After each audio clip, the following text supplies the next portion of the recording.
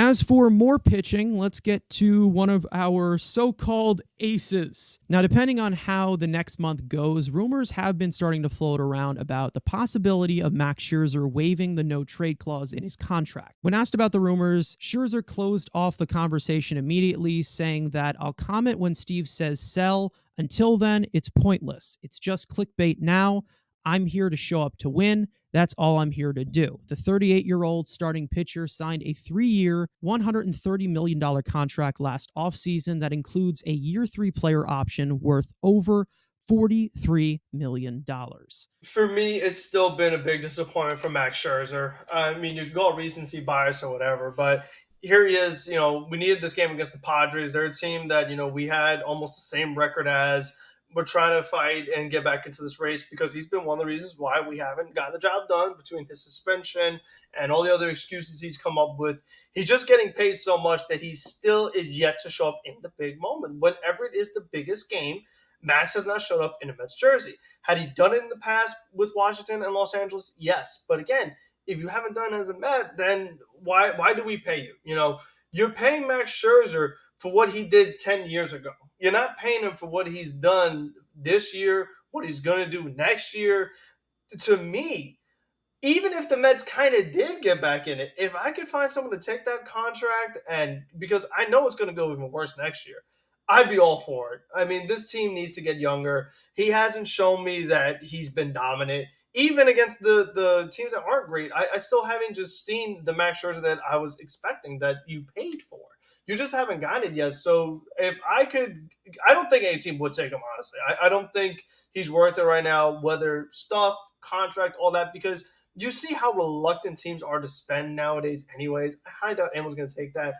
Even if the Mets had to pay off some of it, it depends what you get back. I mean, if you could actually get some quality young pieces, particularly pitchers, then yes. I mean, I'd definitely be all for it, or some actual versatile athletic young position players that can hit for power and things like that.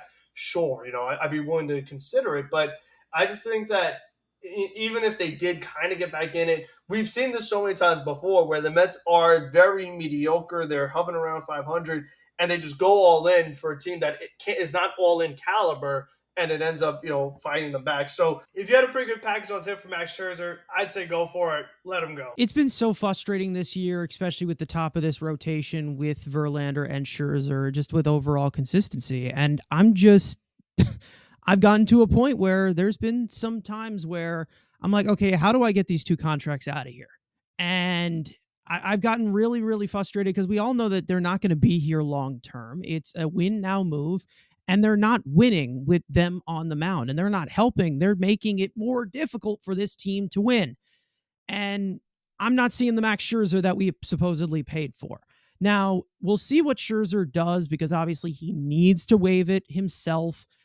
There's obviously going to be some stipulations of how the Mets go about this, but it's hard because he needs to perform in order for him to have value. And then also the Mets will still have to take on a chunk of the contract. Obviously, it's a player option, so I don't think they would have to cover much, but I feel like I don't think they would have to cover the third year, or maybe they'll cover a little bit of it. Obviously, Steve Cohen has said that I'm willing to cover some of these contracts to get these young pieces in return and improve this farm system. And if there is a possibility to do that, I don't see this team completely turning it around before the trade deadline where they're in full-on position of where I know they're going to make a move for this last playoff spot. They're going to make a move for the wild card. So at this point, still 6 games under 500. You're at the All-Star break. You have a few more weeks to the trade deadline. I'm definitely considering it if he gives you the green light to do so. And it all depends on what their current situation is. Right now, I'm at retool mode, obviously, swapping in a few pieces and bringing in some MLB-ready guys. But if they continue to fall and they don't seem to be in position, there's a lot of pieces I would sell off. And Max Scherzer is a huge piece to that I would 100% put on the trade market right now. I obviously would also get rid of Verlander too, because I think he's been absolutely useless overall, but I don't think that's going to happen. But as for Max Scherzer, if there's an opportunity to do it, I'm not saying he's 100% Jacob DeGrom level untouchable. He has not been good this year overall. He has not performed for us. At some point, we might have to come to the realization that we need to send him to a team that is competing right now, and he could possibly perform for them. Because even though it's a short-term deal, it definitely blocks out a lot of things on this team in terms of pitching. Like we've said, talking about how top heavy they made this rotation of this supposed two-headed monster.